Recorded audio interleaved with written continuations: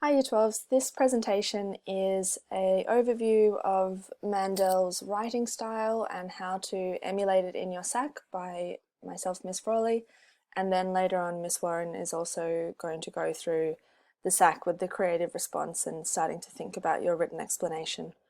So to begin with, for this outcome, what we're really trying to do and emulate, if possible, is the way that Mandel writes and some of the literary and structural features that she draws on. So, some of the things to think about, almost like a list, and if you don't draw on all of these in your writing, which is perfectly fine, you at least want to be drawing on some of them. You've probably been looking at this a little bit in class already, identifying the way that Mandel is so often drawing on a lot of the five senses in her writing, giving lots of references to what the light looks like, what the weather's like at the time, nature and things like that, which is not surprising given that hers is a world that's been rocked by natural forces, so she is paying a lot of attention to how that comes out in the writing. She does use a lot of literary techniques, similes, metaphors, personification. Allusion, I guess, is an interesting one, meaning references to other things in literature or history, such as the Bible or comics or other well-known cultural things that exist there out in the world. Repetition as well. She has a particular way of drawing on dialogue, either directly by using quotation marks, or as we see later, sometimes the dialogue is just sort of part of the narration and when we're in the characters' heads. And that the way that she does that means that she's moving between two ways of narration, one that's more distant and sort of can dip into every sort of character's heads, and then at other times moving into what's known as a close third person narration, where it's almost like we go into a particular character's head and we're seeing the world through their viewpoint. She, like all writers, is paying really close attention to the exact right word that she wants to use that best describes the situation, and is often switching between different moods. At times, for example, when the plague first breaks out, or when other characters are in danger and things like that, it's quite a tense mood that she's creating, and we'll look at how she does that. Then at other times when people are reflecting on their past memories or thinking about what this all means, the mood can become quite whimsical and nostalgic, and we'll look at the ways that she does that as well. So we all know what motifs are by this stage, recurring visual ideas. So I'm going to go through some of those to start with. The first is the motif of birds that we see come up really early on. For example, we've got this quote here, just one of many throughout the novel, where the conductor with the travelling symphony steps forward in the stillness, smiled at the audience and bowed, turned without a word to face the musicians in the bay.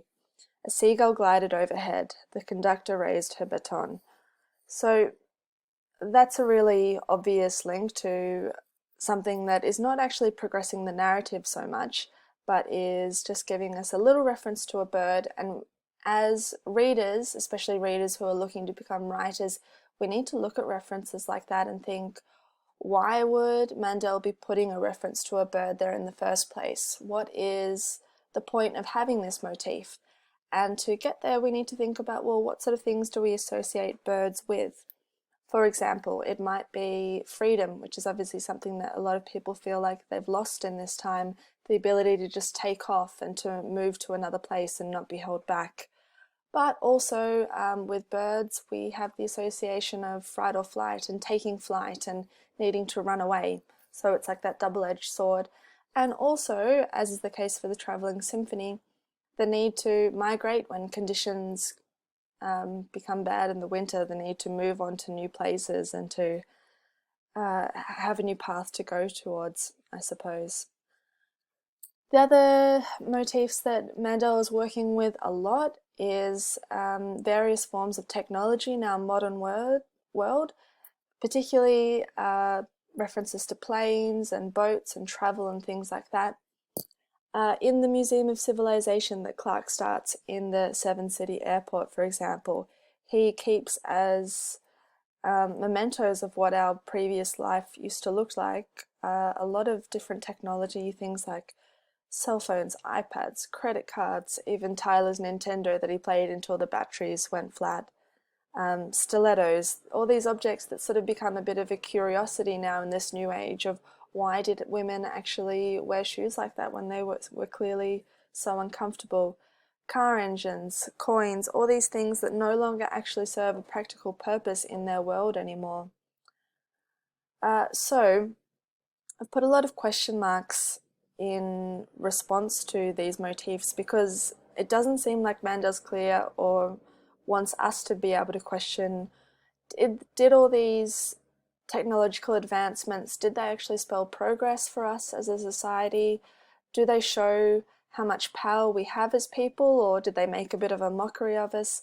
Did all these things actually make us more connected, or did they make us more distant? Another big one is the power of art and stories and memory and all of these things that basically help us attach meaning to life. So going from high art to low art, we've got really obvious things like Shakespeare, which our story starts with the production of King Lear and obviously the travelling symphony orchestra, playing classical music, reciting Shakespeare. Miranda's comic book as another way of self-expression, the Bible for Tyler / the prophet, the letters that Arthur wrote to his friend Dear V that eventually got published, the tabloids that's personified by Jeevan and who Miranda features heavily in when she's married to Arthur, and even the paperweight that Kirsten keeps, although it serves no practical purpose, she carries it with her to this day because, well, why does she do that? Because it's something beautiful, because it's something tangible that she can hold on to from the world that she used to know. So there's a really wide range in the story, but everyone has some connection to art and it helps drive forward meaning to them in their life. So the associations we have with that, as I've said, gives us a sense of who we are or helps us question that, gives us a shared sense of our humanity and our history, the lessons that can be learnt so that history hopefully doesn't repeat itself. There's also this meta level sort of awareness happening in the world of the text as well, in terms of, do these stories that we tell, are they a way to regain control of our lives and to tell our own story in a way that we can be happy with? Or do these artworks sort of force what's happening to us? Are we the writers of our own stories, basically? And I think that's shown up really well in the quote between Elizabeth and Miranda when they're in LA and Elizabeth is sleeping with Miranda's husband, Arthur Leander. Elizabeth, we'll remember is Tyler's mother, is very much of the view that everything happens for a reason, but Miranda really reacts strongly against that and makes the notable quote of preferring not to think that her life is following a script, us wanting to play God.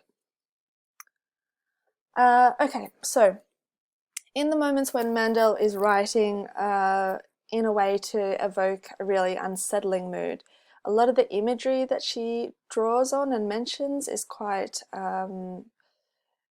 unsettling, and it's there to build tension. So this section, for example, we've got all these references to the metal arrows and the dirt and the crossbow and the burn scars and knives and things like that. So the literal tangible descriptions is helping her create that really tense narrative style. It's also coming through in the really short sentences, such as in the dialogue, third line from the bottom, stand up, one sentence, slowly, hands in the air. So short sentences, quicken the pace, make things more suspenseful. As opposed to the moments that are more reflective, where we get much longer sentences that really allow us to slow down the narrative and help create a more lyrical and poetic sort of tone. And that is also assisted by all of those descriptions that are in the purple here, which are drawing on alliteration.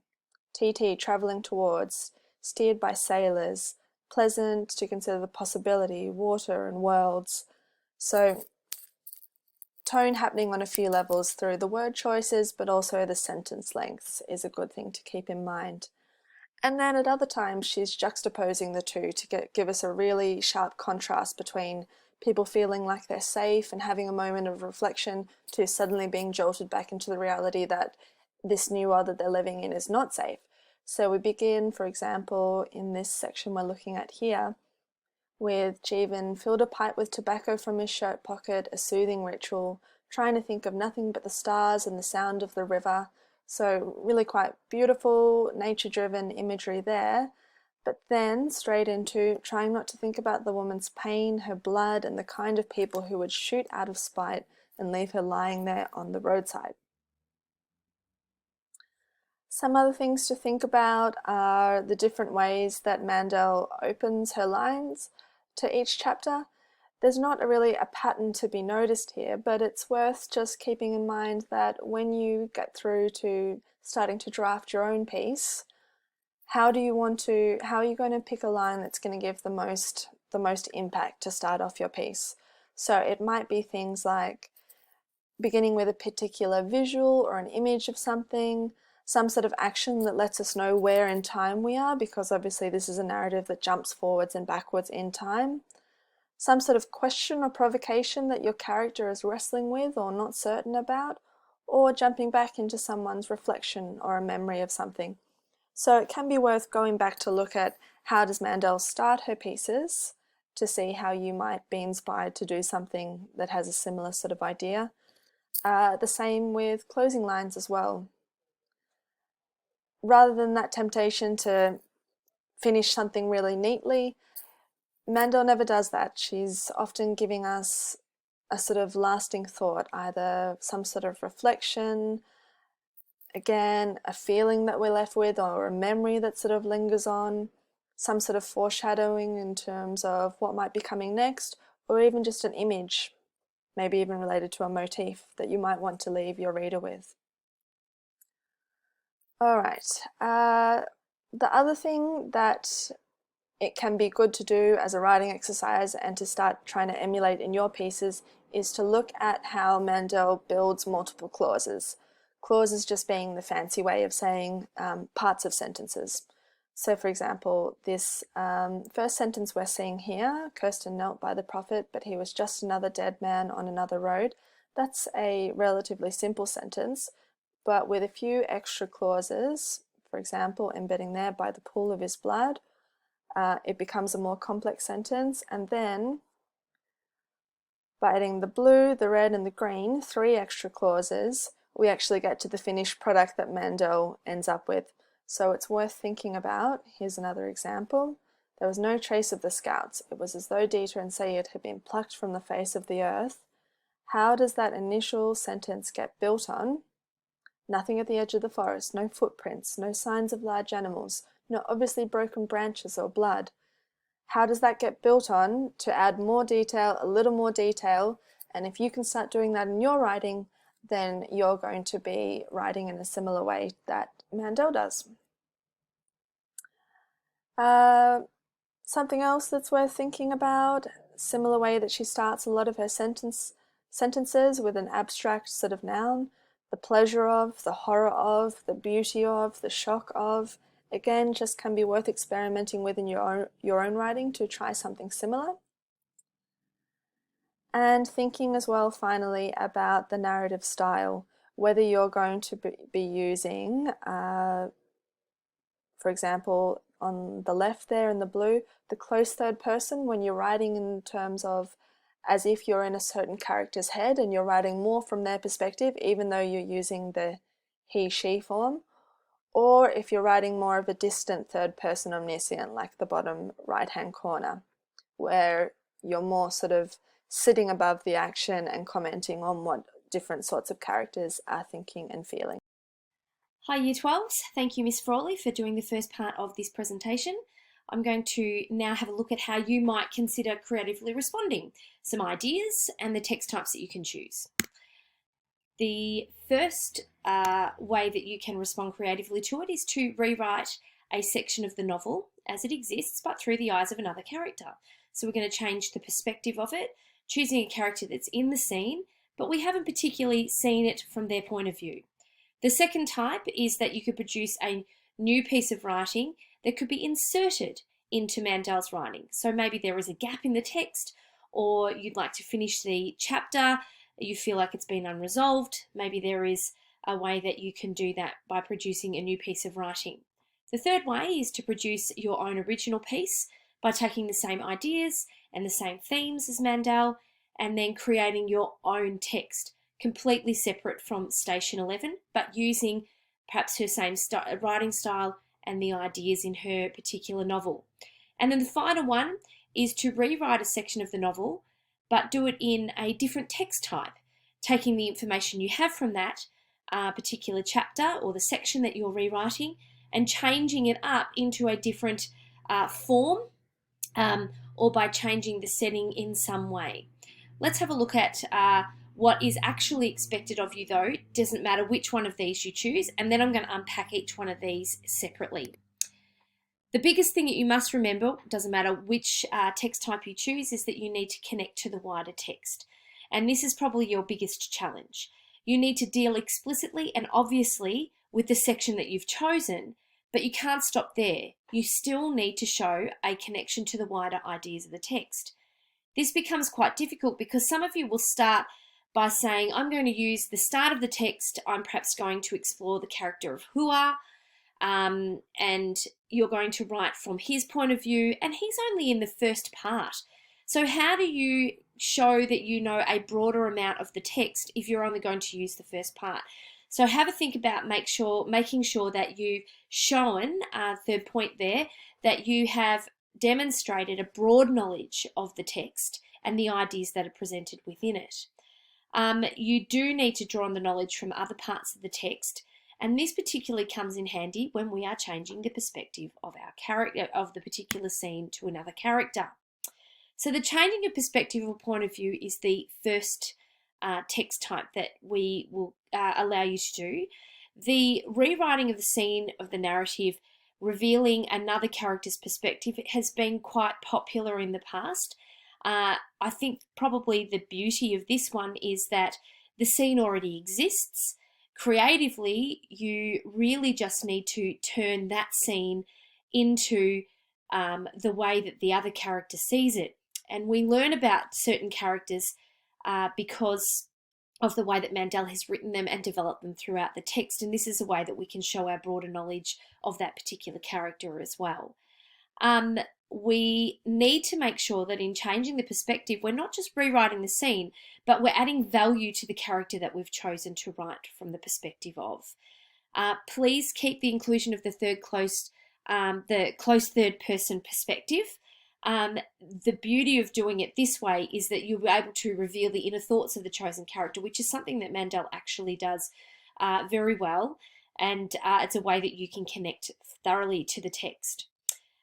Remember that there needs to be purpose behind your particular writing too. Mandela will have had an idea or a theme behind her writing the scene, so you need to make sure that you're connecting clearly to the themes and ideas that have been presented in the text by Mandel, only through the different character. Some ideas that you might like to look at is the changing of point of view of a variety of scenes. Got some scenes here from chapter 1, 15, 24 and 50, so a vast reaching area of the novels. So Laura's point of view around Arthur's death, right back at chapter 1. This would be quite a difficult one to connect to your broader knowledge because we don't know very much about Laura. We know that she comes back a little bit later in part 1, but other than that, we assume that she dies. So we need to still show a broader knowledge of the text past part 1 if you do that one. We've got Elizabeth's perspective of Miranda and Elizabeth's interactions. Elizabeth said she's not an awful person. So what gives her the permission to speak to Miranda the way that she does? We know quite a lot about Elizabeth's character from later in the text. So how could you weave that into the changing of perspective? We've got August's point of view of discovering the house in the woods. He has certain rituals that he has around finding certain things and people, laying them to rest. How can that come through your piece? And then finally, you might choose something like Sayyid's perspective of the death of the prophet in chapter 50. So go back and have a look. You can see that I've put some quotes there that have been my triggers, and that's what I'd suggest that you do. Try and find a quote within the text that's going to trigger your creative response, and you can embed it into your written explanation. The second text type you might consider is a text insertion. So this is where there may be a gap in the text or an unfinished idea that you might like to pick up on. A couple of points that we need to consider in a text insertion. You still need to capture the author's style of writing. So where you've grabbed it out of the section or the part that you're looking at, look at her choice of language. What are the motifs and symbols that she's been using in that part particularly? How has she evoked certain feeling or imagery within her descriptions of landscaping and interior settings? And as Miss Frawley said previously, think about the length of your sentences and the inclusion of your dialogue. Is it internal dialogue or is it spoken out loud dialogue? Text insertion, you might like to develop a new scene that involves an existing character. So keep the new material consistent with what we already know about that particular character. So if you're going to write something extra about them, make sure that their motivations, their feelings, their actions are still very logically the same as the way that Mandel has written in the past.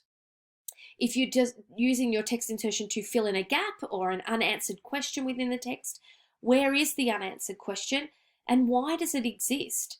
And then I challenge you to explore the deeper sense of the scene. So by exploring or going deeper, what are you revealing about the messages that Mandel has actually put on the page? Remember that it needs to seamlessly fit into the current narrative. Don't change Mandel's plot in any way, shape or form. The book is as it is and we're responding to it. Don't change the actual scene, but you can make up what happens next, but it needs to be seamless. Some examples of this might be the telephone conversation at chapter 4. We've got a really interesting text insertion with the ships off the coast of Malaysia. We know they're sitting there. For all intensive purposes, they have absolutely no contact with the outside world except to take deliveries of products. Does that mean that the ship gets infected that way? But their experience of watching what's going on, surely they get access to the news as well, same as Jeevans. What's their experience? What's their reactions? You might think about writing a response letter from V. Have a look at chapter 25. You've got, at chapter 46, Jeevans decides that McKinley is the place that he's actually going to settle. Why? What's going through his head? Or perhaps there's another character in there that you could explore. You might like to continue the story. There's a variety of ways that you could do that. You could follow the Travelling Symphony, or here, like I've explained, you can look at Clark's death after the Travelling Symphony have actually left the airport several years on. What legacy does he leave? Who is the most impacted by this? What kind of a person or influence has he had over that community that lives at the airport? Or you might like to consider having a go at an epilogue or a prologue.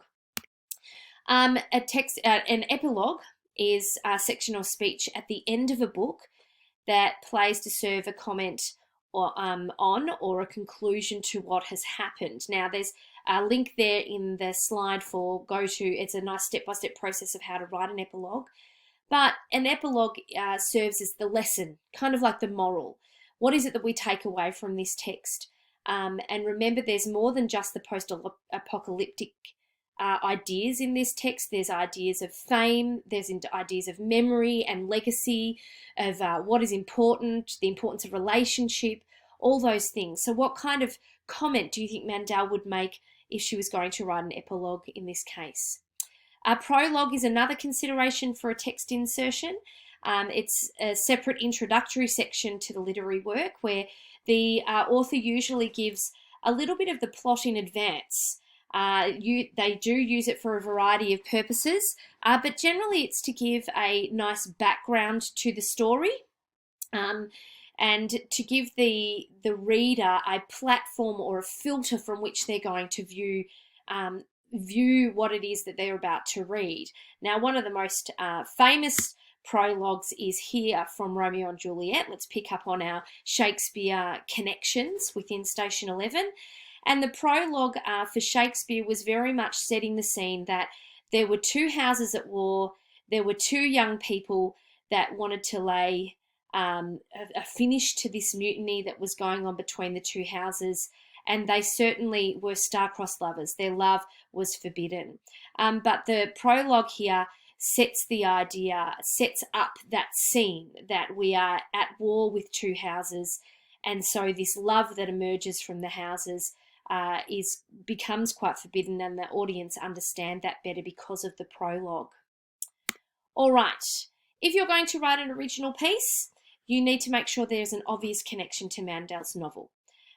It may not just be post-apocalyptic. It may be that you're looking at the intricacies of human relationship within a different setting. So maybe people haven't died, maybe people are still alive, or maybe there is a different challenge. There needs to be an exploration of similar ideas and themes from the original text, and that needs to be obvious. Consider your form and style and language techniques. In an original piece, the best way to connect with the story is to make sure that you're using a writing style similar to Mandel's. And the piece itself must have a very clear purpose. An original piece is difficult to navigate, and I would suggest that if you haven't already spoken to your teacher about doing an original piece, then you should do it very, very soon, or I would probably look at a different text type, because it does take a little bit of working and drafting to get an original piece up to a good level. Ideas of an original piece might be a post-apocalyptic narrative, but remember that Mandel doesn't write a post-apocalyptic story that focuses on the chaos and the death and the feuding civilizations that are left behind, similar to like a Lord of the Flies type idea. Mandel picks up on the importance of human relationship and the things that we remember and the things that we need to take away and really hold dear in our life now. You might like to pick up a narrative on ideas of celebrity, memory, trauma, what's been left behind, importance of relationship, and of course in her novel we see the importance of storytelling, of art, and particularly performance art. So all those things could be something that you might like to put in. The final one is to create a new text type, or to take the existing information we have in her text and create a new form. So we utilize the text information to create it into a new image. So the narrative details need to remain unaltered. You can't change the story in any way. Don't add in any of your own plot twists because you're rewriting it. If you're going to take the story and recreate it into another text type, please keep the details the same. That way you have a definite connection to the text. You don't need to emulate Mandel's literary style here, because if we're changing the text type, obviously if you're going to write a newspaper article or an editorial, then the text type can't be, you can't have her literary style in those particular text types. So, but you really must still recognize that it exists, that she has a certain way of writing and how it's influenced your choice in your own response. Some suggested ideas here might be a newspaper report, an internal monologue, a series of letters.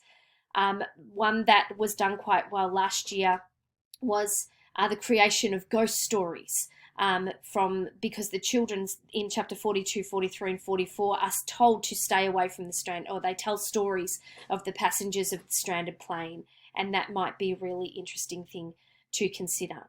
You can utilize the information from Diallo's interviews and write the editorial or the expose on Kirsten Ramond.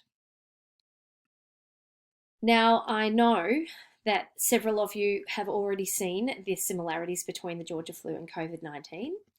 So let's have a look at if we use COVID-19 in your response.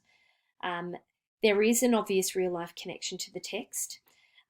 Emily St. John Mandel last week actually tweeted, "I don't know who in their right mind would want to read Station 11 during a pandemic." But apparently there are thousands of people reading Station 11, not just you. Lots of people have picked it up in the last months. and are looking at the similarities themselves.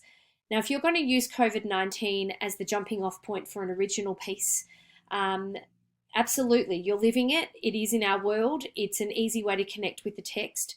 But remember that Mandel isn't interested in the flu's aftermath, with the pillaging and the clan building that generally comes with a post-pandemic idea. Um, Something like the 100 or Lord of the Flies. We've got, she imagines a society that and how they might have remade themselves in 20 years. So, what's important? Where is the nostalgia? What legacy has been left? She bypasses the cliches of civilizations turning against each other. And in fact, we've even seen it in COVID-19 of how people are actually banding together to make sure that we're looking after each other in social distancing and isolation.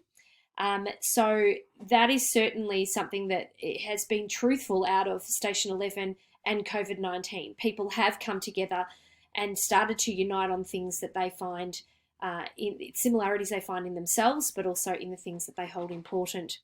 Now, if you're going to use COVID-19, that's fine, but the connection to the text must still be very obvious. So you need to pick up on Mandel's literary styles, messages, themes that are still coming through her text.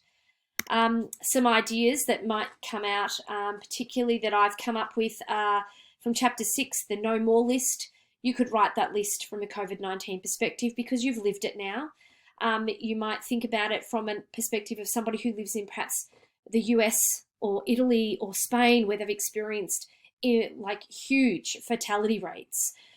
What would their no more list look like in countries like that? And particularly taking into consideration, if you look at the living arrangements and the family networks of somewhere like Italy, does that change their list, or does that build a list in a different way? You might like to write a future editorial in December 2020, reflecting on the year that was, either here in Australia or as a world perspective. You could do a day in the life reflection on a hospital worker or a hotel worker that has quarantine people in it, and their daily experience. Or you might like to personify an inanimate object and think about how they view socialization. For example, I don't know, a bus seat, or a playground that doesn't get played on anymore, or a seat in a cafe, the coffee machine in the cafe that's only running half time now.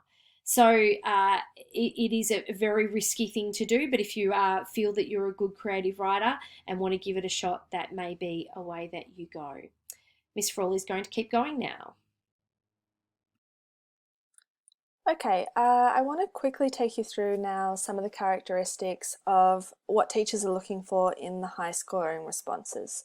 So, what it can be helpful to do either before you start writing your piece or once you've written your first draft to come back to is to think about your protagonist. You might even have more than one, but you want to be thinking about many of these questions at least. Something needs to have happened to your character or the character you're picking up from Mandel's writing that wants to engage with how has this person actually changed, whether it's an existing character or a new one that you've dreamt up or dreamt the backstory to. What was their old life like as opposed to what is their life like right now in whatever time period you're setting your piece. Maybe what do they no longer have that was important to them, or even who? Did they lose someone to the flu, for example? What have they gained even? And there's a tiny question mark around that because not everyone is necessarily feeling like there's a silver lining or something positive to take away. But most of our principal characters, at least, all do gain something, whether it's some new insights or a new way of valuing the world or new things that are important to them or literal tangible things like Kirsten's tattoos, for example. So what is new to them in this new phase of their lives? In their quieter moments that you might be describing, maybe what are some of the happier moments that they reflect on? And or are there memories that haunt them, or are they repressing those times? in this new time who is important to them, and is that going to be someone or some people who you're going to actually have them interacting with in your piece, or are they going to be at a distance or trying to get to someone new, for example. It might even be worth, as a little exercise, having them, as is the case to, and the character's name has escaped me now, there's someone, the youngest member of the travelling symphony, who doesn't remember air conditioning anymore, for example. So do you maybe want to think about having a similar moment where your character or someone else explains something that no longer exists to them in this new world? And as a final idea, maybe every character seems to have some form of art, whether it's music, literature, comic books even, that they value, that's important to them. What is the art that your character values? And or the technology. I mean, as is the case for Clark, he turns that technology into its own art form, into a museum. So what does your character value? What how are they making meaning from their life? All right, now there's two sorts of approaches to get a pass. The very basic, we need to see that you know the broad outline of the narrative. So that means not just doing a story that's based on the first 10 pages of the novel, and then doesn't show that you understand what actually happens and changes from that point onwards. So if it doesn't happen in your actual narrative, you need to show through your written explanation at least that you understand the broad outline. But a more sophisticated response would be talking us through some of the intricacies of that narrative and your thoughts on it, obviously, not just giving us a summary of what happens, but based on what happened, what did you make of that? How did that inspire the piece that you wanted to write? At the very least, you want to be finding some sort of approach that relates to the original storyline or the characters or the broader ideas that are being engaged with. But the best pieces will challenge that or shed new light on it. If you're using an existing character, you'll give us some more information on them or make us think about them in a new way. Again, and hopefully once you've listened to this presentation, this will be feeling a little bit more achievable, but you need to show us that you're aware of the way that Mandel writes and the features that she draws on and the way she actually constructs her text as a whole. But the better responses, again, will be able to really confidently mirror that and take that on and maybe even play with it a bit and merge it with your own preferred style of writing to show that you've really thought carefully about how the story is being put together, not just the who, the characters, and what the themes are. All right, and obviously you'd be familiar with this from last year. You need to be able to explain the choices that you make in your written justification, but a really good piece will almost do a bit of a language analysis on their own piece of writing. So the literary features that you draw on, the specific word choices, the way that you're evoking tone, give us quotes from maybe your piece, maybe Station 11, or show how the two of them meet together. Here's what I did, and here's the effect I was hoping to have through writing in this way, for example. Hello again. I'm just going to go quickly through the sample written justification. I have an example for you to have a look at, and we'll put that up onto Compass for you as well. But I just want to go through, along with your creative response, you do need to write a written justification that shows that you understand the choices that you have made in order to connect directly to Station 11. In your written explanation, this is an incomplete list, but you can absolutely use it as a guide. You should probably look at having 3 parts to your explanation. We do like it to be as formal as you possibly can, but we're going to let you use the word I because you're the one that's done all of the writing and the hard work. The first part is your introductory comments. This is where you explain how you came up with your idea, what was the trigger out of the text that made you think, oh, that's what I'm going to write on, where are your main ideas coming from, so that we can see that you've actually worked the process through. And not only that of how you came up with the ideas, but how those ideas flowed through and now appear in your particular piece. Why did I choose to do those in relation to the text? Means that we're starting to look at how you connect through to the original text. Mandel has this idea, I had this idea, and this is how I've married the two together. Focus on aspects like the main ideas, the themes, the issues explored, your character's motives. It may be, like I did in my choices before for your creative responses, it may be a quote that triggers you to think about writing your written response that way. Part 2 is your purpose or your aim of your piece. So why? Why did you write your piece? What were you hoping at the end of at the end of anybody reading your particular creative response? What are you hoping they take away? What are your main messages and your big ideas that you are trying to create through your own piece? You should discuss themes, but not just themes, the messages that you hope people take away from those particular themes. And then part 3 is the structure and style. This is the section that shows that you know that Mandel writes in a certain way, and so you've written in a certain way. I've made this choice because Mandel writes like this, and it also fits my piece because, that kind of idea. You need to explain and justify the key features of the motifs, the symbols, the lengths of your sentences, the use of dialogue, the different ideas and messages and themes. Maybe you've introduced your own symbol or motif, and how does that correlate with one of the existing one from Mandel? Now, I do have an example of a particular written explanation here for you.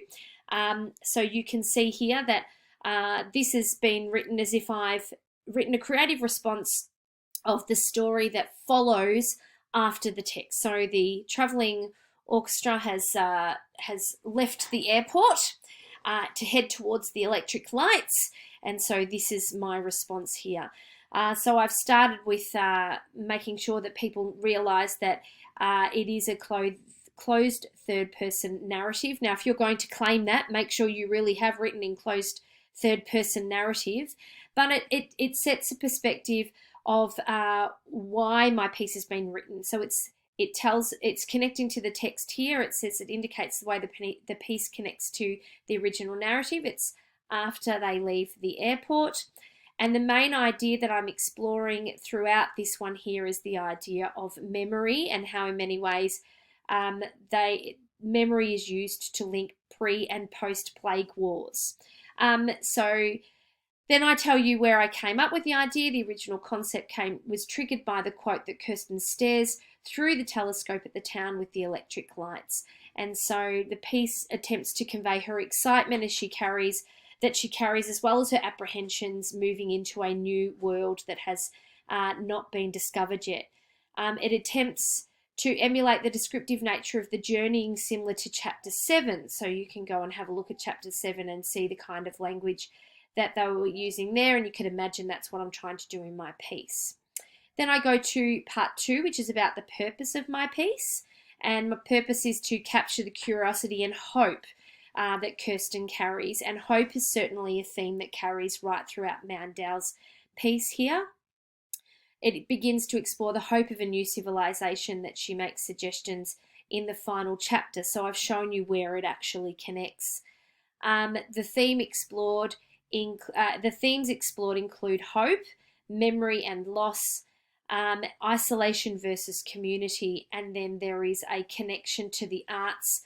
In my piece that I planned, it uses Vincentio's, I can't say that, sorry, Miss Frawley, speech in Shakespeare's Measure for Measure, and we know that Shakespeare has strong connections to Station 11. The final part of your written explanation should be about how you've chosen your literary choices. That should have an N in front of it there. The narrative techniques that echo the style of the novel that I've chosen include, and I've listed there, the clear imagery of the landscape. Now, if I wanted to go a step further on this one, I would actually use excerpts from my own piece of writing and show the type of language I've used to create the imagery. So I've given a small example here of, i.e. I've used words like radiant, ominous and translucent to create a descriptive idea, but I could put in direct quotes from my piece and that would make this stronger. The third person narrative for Kirsten's inner thoughts, and you can see there it's in present tense, and then it has a connection to Shakespeare. So these are my narrative choices that I've made, showing that I understand that Mandel writes for a particular purpose, and so I've written for a particular purpose as well. The piece concludes with imagery of the world. They are yet to discover, tying back to the theme of hope. So there's an anticipation of what is in fact to come. So this is certainly a fictitious written explanation, certainly not a story I've fully fleshed out, but certainly planned. Yours will be able to be a lot more detailed because you'll have direct quotes that you can pull out of your own writing. You should start drafting your written explanation as soon as possible if you haven't already done so that this can be checked by your teacher as well. But that's it. Thank you for sitting through our PowerPoint. We hope that it's really, really helpful. But if you have any questions, please just email your English teacher and we'll see you in the next presentation. Thanks, Year 12. Bye.